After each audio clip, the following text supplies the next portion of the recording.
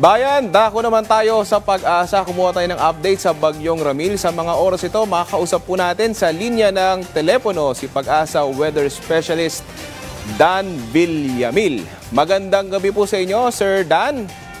Yes po, good evening po at sa ating mga takasubaybay dito sa PTV4. So huling namataan yung sentro ni Bagyong Ramil kaninang alas 4 ng hapon sa layong 85 kilometers west-northwest ng Iba, Zambales. So nasa karagatan na itong si Bagyong Ramil at napanatili yung tropical storm category na may taglay na lakas ng hangin na malapit sa gitna na umaabot ng 65 kilometers per hour at pagbugso na umaabot ng 80 kilometers per hour. Yung movement nito ay west-northwestward sa bilis sa 35 kilometers per hour.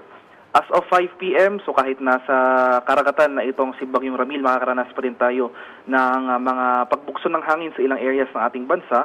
So as of 5 p.m., may signal number 2 pa rin tayo sa central and southern portions ng La Union, western and central portions ng Pangasinan, Zambales, Tarlac, western portion ng Pampanga, at itong northern portion ng Bataan. Signal number 1 naman ang nakataas sa Cagayan, Babuyan Islands, Isabela, Quirino, Nueva Vizcaya, Apayao, Abra, Kalinga, Mountain Province, Ifugao, Benguet, Ilocos Norte, Ilocos Sur, rest of La Union, rest of Pangasinan, Aurora, rest of Bataan, rest of Pampanga, Nueva Ecija, Bulacan, Metro Manila, Rizal, northern and central portions ng Quezon, Polillo Islands, Laguna, Cavite, Batangas, Occidental Mindoro, Lubang Islands, Oriental Mindoro, Marinduque at itong northern and western portions ng Camarines Norte.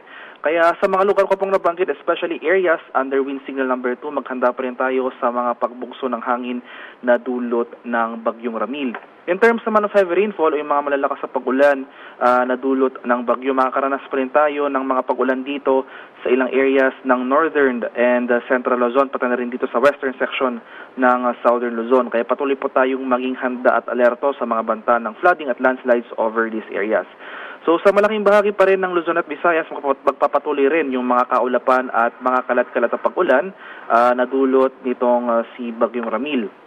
And sa malaking bahagi naman ng Mindanao ay generally fair weather conditions sa ating inaasahan for tomorrow, pero ngayong gabi hanggang madaling araw, maghanda pa rin tayo sa mga biglaan at panandaliang pag-ulan na dulot ng localized thunderstorms.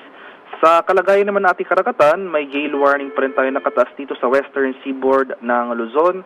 Kaya sa ating mga kababayang mangingisda at may mga sasakyang pandagat over these areas, huwag po muna tayong pamalaot dahil makakaranas pa rin tayo ng maalong karagatan na dulot itong si Bagyong Ramil.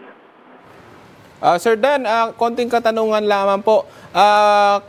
Inaasahan po ba na gaganda na yung panahon bukas? Sinabi niyo po kasi nasa karagatan na ito si Bagyong Ramil. Tsaka, irerekomenda na po ba ng Pag-asa na walang klase bukas yung mga estudyante, tsaka walang pasok yung mga opisina po bukas? Marerekomenda po ba yan ng Pag-asa bukas? Yes po, well, for tomorrow po ay generally improving conditions ng ating inaasahan for Luzon. So, kumbaga yung peak ng mga pag-ulan ay for tonight until tomorrow morning na lang po.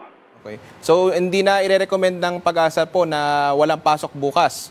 Usually naman po yung suspension ay up to the LGU level po. So, in terms of rainfall po, no, until tonight hanggang early morning na lang po yung mga pag-ulan natin inaasahan. Sir Dan, last question na lang. Dito sa Metro Manila, kamusta po yung panahon? For Metro Manila for tomorrow po and most of Luzon and Visayas, so dahil inasan natin na papalayo na itong si Bagyong Ramil sa ating kalupaan, ay mababawasan na po yung mga pag-ulan for tomorrow. Pero andyan pa rin yung mga chance ng localized thunderstorms. Alright, maraming salamat po sa inyong oras, Sir Dan Villamil po ng Pag-asa.